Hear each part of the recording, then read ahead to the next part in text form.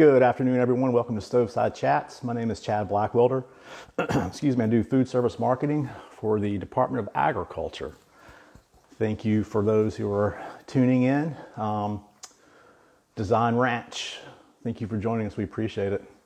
All right, here's our guest. Go ahead and bring him in.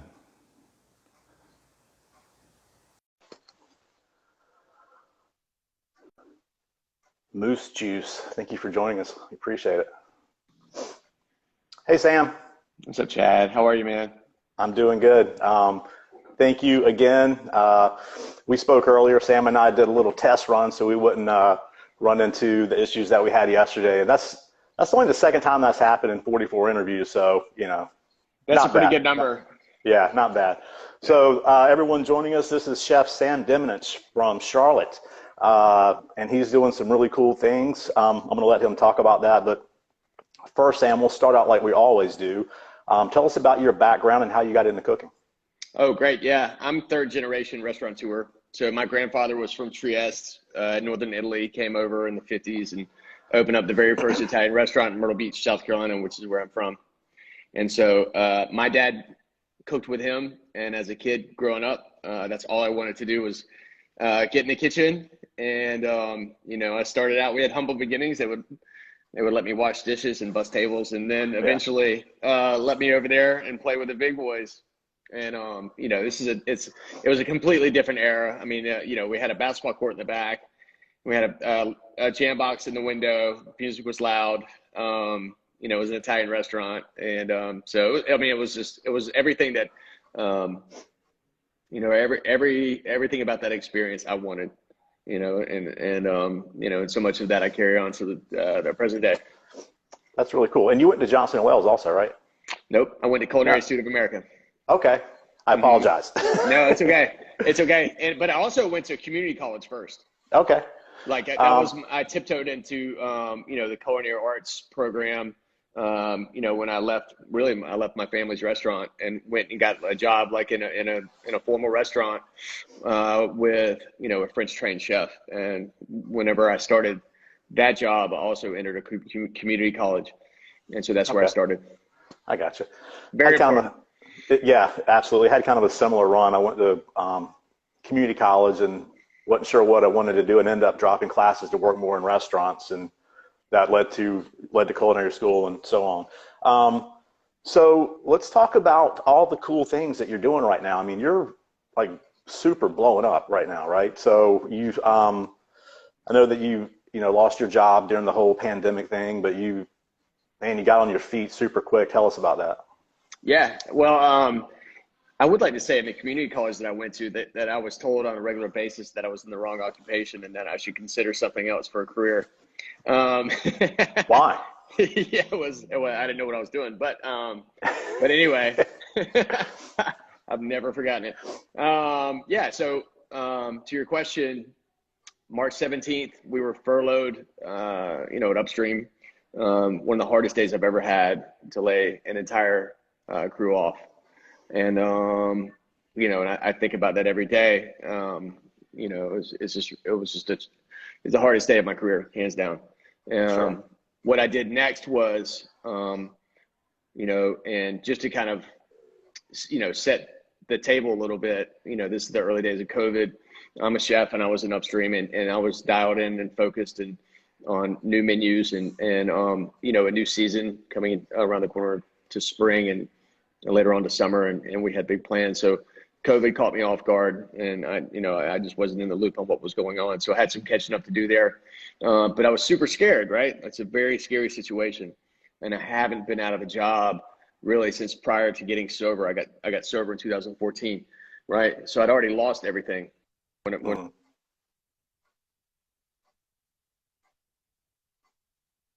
all that happened, so I'd already lost everything. So this time around, I was going to do everything in my power not to let that happen again. So there's some deep ties to that.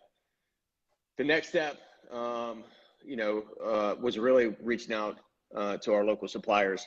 And I wound up getting a call from Isaac from Harmony Ridge Farms up in Winston. Isaac and I have been doing business, you know him.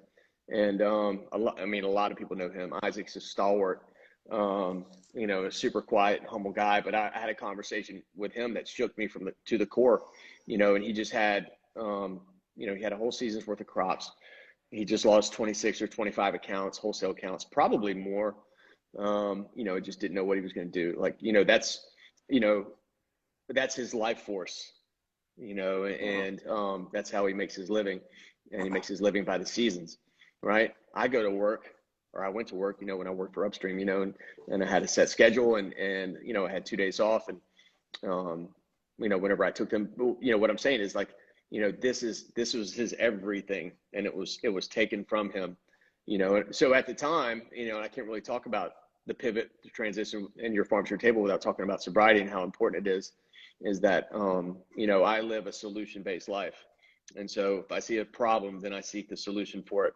It's just what I'm taught, and this is how we do it. And so what I wanted to do was somehow, some way support them, support the underdog farmers that we have in the community. The people just trying to get by, the small vendors that you see at the farmers markets. The people with, a couple of fields in their backyards and maybe a greenhouse. But it's what they love to do. It's their passion. All the while, I'm a parent. I'm a member of the community. And I'm a cook, and all I could think about was that if we get through this thing and however long it takes, and that network of suppliers isn't with us on the other side of this, we're going to be in some deep shit. You know what I mean? That's and right. So that was my 100% focus. And as I mentioned before, I'm a parent. I got I have kids, and so I had to find a way to to make some type of living, and that was it. And and when I left Upstream, I was told to get in the unemployment queue, and I'm not an unemployment kind of guy. I didn't feel like it was appropriate at the time. I was able. I wasn't unwell, and so that was the decision I made. Now, a side story to this is that I went to Amazon and got a job in the warehouse that day, the same day I was furloughed. But that warehouse where I was hired at couldn't start me until April 4th. And so that was a 2-week window. And, I often think, if they'd have hired me that day, Your Farm to Your Table would probably not exist. And so that's just a cool way where things line up. And I think everything happens for a reason, and I can live with that. And, I was in Charlotte a couple of weeks ago hanging out with Heidi Bellata, who I saw just joined. And we ordered your food, and your sister brought us some delicious vittles, man. It was awesome. And the chicken, you could tell it was a locally raised chicken. And you did a marsala with root vegetables and a really great, was it grouper with risotto? You had grouper, yeah. Risotto. Yeah. Mm-hmm. Everything was fantastic. The little cookies with the cream on it. I can't remember what that was. I think it was like a buttercream, something like that. But it was really, really good. And your efforts have really been paying off. I mean, what you've done has been super important to your community for lots of different reasons. And that being the case, you were named the 2020 Charlottonian, or am I saying that right? Charlottean of the year. Congratulations, man. That's pretty big. Thank you. Yeah. They tricked me. They tricked me into that. They interviewed me in August, and and I had no idea, of course. I'm up to my chest and trying to figure out how this business is going to run and everything, everywhere. You know what I mean? And doing all that. And then the magazine came out, and they still didn't call me. And I wound up being at my godfather's house having lunch one day, and he hit me with a magazine upside the head. And he's like, "Man, you haven't seen this yet?" I was like, "See what?" And that's when I found out I was Charlottean of the year. But look, man, it's an honor, and really it's when I set out to do what I wanted to do, I came from not a white collar blue corporate world, but we were corporate, and so it was a lot of it was just a lot of conversations about profit and loss, right? And so there was a huge I felt like there was a huge deficit in community involved when that's really what it comes down to, and I understand that. And I accept that. But whenever I started Your Farm to Your Table, I knew that was not going to be like my business model would be the complete opposite of where I came from, and that profits would not be, my sole focus or our mission statement, right? It would be community, and and I felt like we could find a way to put the puzzle pieces together to come up with a price point, which is $30 a meal for a 3-course meal, to where we could support our farmers, we could support our entire community, whether you're Christian McCaffrey, or you're lower income on the south side of Charlotte or west side or wherever, and you need a great meal that's locally sourced and clean and fresh and cooked to order, as you would in a restaurant. That's what I wanted to do, and I put all my chips were in, and so far so good. I'm really happy with it. Yeah, what you're doing is value added in many ways. I mean, the fact that people get to experience your talents being put on a plate and how you're sourcing food, and then how you're giving back to the community. So it sounds like a winner chicken marsala dinner. And I want to talk about some other cool things that you're doing. You talked about getting sober in 2014. Tell us about Ben's Friends. So Ben's Friends. Okay, so I got sober in 2014. I got sober in Alcoholics Anonymous. That's the program that I use, and that's the language I speak. Ben's Friends came along as a fellowship for people in food and beverage, to come together and help change the conversation, change the narrative, of how, we take care of ourselves, as food and beverage professionals. And long, has kind of the way things have gone to where, you work hard and party hard, and repeat, and what we found out, obviously through whether we're looking at labor statistics, across the board, is that it's just not sustainable, so really, like, from my optics, my point of view, cooking has given me everything. I've been able to cook all over the country and outside the country, and I just love it with all my heart. It's all I ever wanted to do. And because I got sober, I still get to do it. I do it every day, and I get pumped. I get so excited, just to come to work. So it just came natural for me to want to be one of the people involved in Ben's Friends who has an opportunity to get back, share my story and help others along the way. So we can change the long-term big picture of what, sustainability looks like, within our food and beverage community as employers and employees.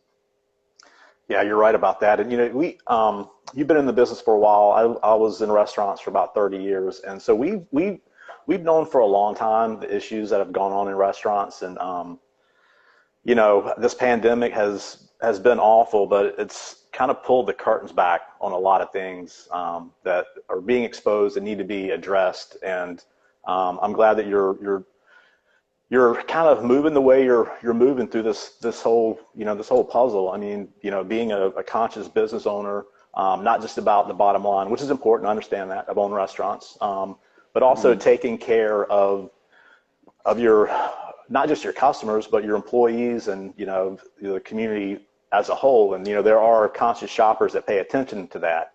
And the fact that you kind of went about your business model with your farms, your table, kind of the opposite way. There's dividends are going to be paid off of that for sure, because people are, you're a great chef and a big part of your community, and people are paying attention to that. So I think that's a really smart way of going about it. Talk to us about beating Bobby Flay. First of all, thank you for beating Bobby Flay. A lot of people like that, man. A lot of people like that. If I could just touch on one more point, as far as the business model and helping people, in sobriety. What we've been able to do set up here at Your Farms, Your Table is, whenever I got sober, I went to treatment. And whenever I was in treatment, I had to get a job, so I learned not only how to stay sober, but also how to develop life skills, be accountable, show up on time, manage money. Like, that's a big thing. And that can be a trigger for a lot of people. So what we've done here, myself and my team, is we work with a local long-term recovery center indirectly. So we hire people, men, women, kids, that have recently completed the program down there to come on board and be delivery drivers for us, chefs or cooks for us. And so what we wanted to provide was a solid work culture And, again, that goes back to Ben's friends. Like, we need to alter the conversation. So we set up for a sustainable future in the food and beverage business that we love so much. So we have a crew of kids that come here, early in sobriety, that show up, have a safe space to come and work. We set up a payroll program where it's not gratuity based. You get a high hourly wage, right? And so you can come to your farm to your table, as an employee, as a driver, and you know how many hours you're going to work each week. You know exactly how much money you're going to make. You know what the expectations are. You're learning how to be accountable, show up on time, and follow directions. But also in a culture that promotes healthy living, and also pays close attention to the struggles of mental health. So that's huge. That's a big part of that equation. It's really cool how you can tie your farms, your table together with Ben's friends like that, and really create a network of support that's really, really important. Because a lot of folks who, they do go through, the 12-step programs and that sort of thing, but a lot of times they're on their own doing that. And it's cool that you guys can, kind of help them really genuinely get a fresh start over. Yeah. Well, I'm keenly aware of where I came from. Yeah. Right. And I'm keenly aware of the people that wrap their arms around me along the way and help me out. And so I'm keenly aware of, my current situation, being lucky enough to be on the Food Network, which we'll talk about here in a second, to be a business owner, to be a chef. I'm in a good place in my cooking career to where, I feel like, I'm in the best position I've ever been in. And so, of course I want to give back, and of course I want to help others. And of course I want to help shape the future, especially in Charlotte, with food and beverage. So, on to Bobby Flay. So the Bobby Flay thing, that was a wild trip. And, it wasn't really ever supposed to happen. They'd sent me messages and they sent me messages through Messenger, which is kind of weird. And I don't normally open that except for when Chad texts me. And, so I missed that. I missed like 4 messages. I missed a couple calls. And finally there was like a Hail Mary from, a guy from the Food Network who called me and said they'd been trying to get in touch with me and wanted me on the show and all that. And of course, me being the stubborn, chef who's only focused on upstream, I said thanks but no thanks. And thanks to the lifestyle that I live now, I lean on a lot of people for advice and their voices, and I'm aware of my own shortcomings when it comes down to things like that. So I asked Wendy, I asked Mark Jacksina, and I asked Scott Wallen, three allies of mine in the service industry and some people that I trust. And they said, yeah, you got to do it. And so long story short, we do the interviews, and I go up to New York. We fly up there, and it had been a heavy week at Upstream. It's been really, really busy, but I did manage to practice. For those who don't know, whenever you do Bobby Flay, you have to have a signature dish, right? So that's part of the deal. If you make it through the first round, then you compete with your signature dish against Bobby doing your dish. Excuse me. So I get to practice one morning. It was a Sunday morning, and I did lobster risotto, and we set up the timer and set up the plates and all this.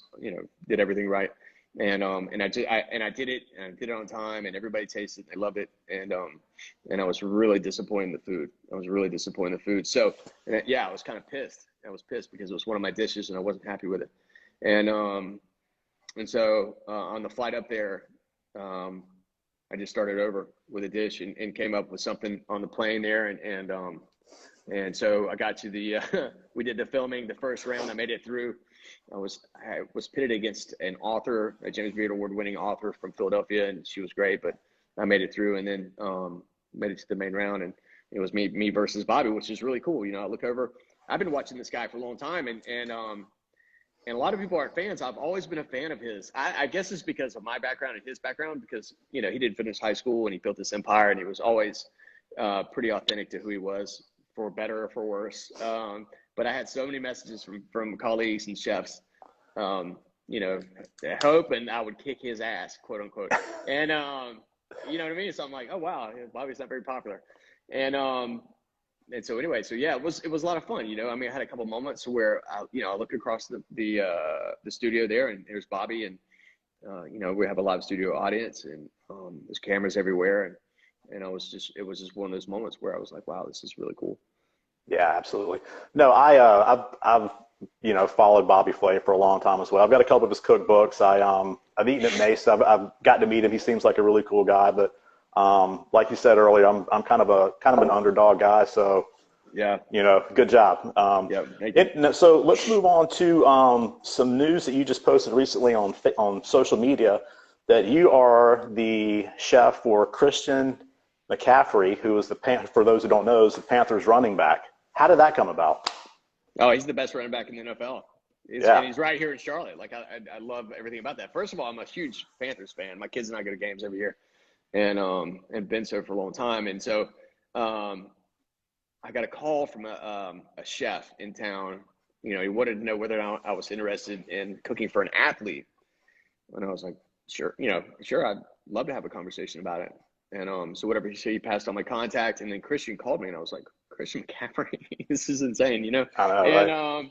And so whatever, so I just needed to know what exactly it was he was looking for, and so so we had a conversation and then set up a tasting. The tasting went very, very well, and so basically what I do and the way I cook is exactly in alignment for what he needs for his off-season training program.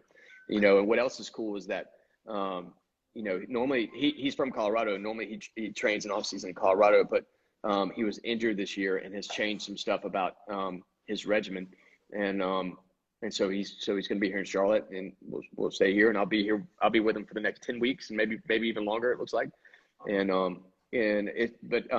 So all of that is amazing, and all of that is like has had a significant impact on me. But most importantly, it goes back to the mission statement of Your Farms Your Table, and being able to connect somebody like Christian McCaffrey, who doesn't know a lot about food per se, but he's interested, he's very intelligent, and so it's cool to be able to cook for him, and say this these beets were grown in Waxhaw, or this mint is from Mindy over at Take a K Farms, that I'm tossing in your salad right here. This is grown, like, you know what I mean? Like, so it's cool. So we have these conversations, and, and he's just really enthusiastic and believes in the mind-body experience and the long-term effects of eating really well. Yeah. I was going to ask how much you had to alter your style of cooking for his diet, but like the food that we got, when I was in Charlotte a couple of weeks ago, was, like you said, it's the portion sizes was right. I'm sure his portions are bigger, maybe a little bit more protein, but like you said, your food is natural, it's really clean, and I'm sure that he really, really appreciates that. That's such a cool thing. Any plans for restaurant in the future? Maybe. Depending on the virus and all this stuff? Okay. Maybe. I hear you, man. No, right now I don't, but I think about, the next phase of our industry and what it's going to look like, and how people are going to dine out. And I think about, having an opportunity to contribute to a new business model. In my eyes, food and beverage, the entire industry failed all of us, and there's no question around that. For 11 million people to go unemployment, to be unemployed and left out in the cold, is nothing short of an absolute failure in my eyes. Whether or not it was there's plenty of well-meaning operators out there, and I'm not trying to rub anybody the wrong way, but let's get down to it, man. The way business models are set up, the way we compensate, the way we schedule, the conversation is old, and it's time for a new conversation. So I'm not. 6 months ago, I was like, no, never again. But, the closer I get to, the other side of this vaccination and COVID and all that, the warmer I get to the idea of doing something small. Yeah, absolutely. Absolutely. Well, we are out of time. I appreciate it. And again, thank you for, I did want to ask you about one to say, I saw that you posted something about Jason Isbell the other day. I'm a huge fan of his. Yeah, Jason Isbell. Oh man, yeah. From the beginning, Drive-By Truckers days, man.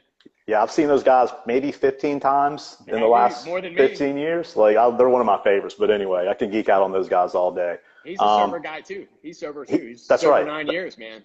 Yeah, and I heard that along with his wife, Amanda Shires, Ryan Adams, who's from Jacksonville, who got sober, he helped get Jason Isbell sober. So he did. Thought that was a cool story. So anyway, Chef, thank you so much. I really appreciate it, and I will talk to you soon. Always an honor. Thank you, Chad. Bye-bye. Bye-bye. All right, that was Chef Sam Diminich from Your Farms, Your Table. Really appreciate talking to him. What a great guy. He's doing great things in his community. All right, so next month on Stoveside Chats, we have, did you guys know that we have caviar in North Carolina? We do. Marshallburg Farms has fantastic caviar. Had some over the summer. It was really, really delicious. So they'll be talking to us. Brian Reburn from Marshall Farms will be talking to us. We're also going to be talking to Lauren Horning from Fresh Point. They are a produce company. They also do some value-added items, but they do a lot of work with North Carolina producers. We're going to be talking with Chef Jamie Barnes and Greg Williams of What the Fries Food Truck. We were going to have them on last month, but there were some scheduling issues, and I certainly understand that. We're also going to be talking to Chef Patrick Cowden of Farmhouse Cafe in Wendell, North Carolina, and also Ross Flynn, who is the butcher and owner of Left Bank Butchery in Saxby, and he also has another place called Alimentary. It is a really cool Italian meat counter. They make homemade pastas and sauces, and they cure their own meats. It's really, really cool. There's one in the Transfer Food Hall in Raleigh and one in the Durham Food Hall in Durham. So we'll be talking to those folks next month, and I'll see you then. Thank you.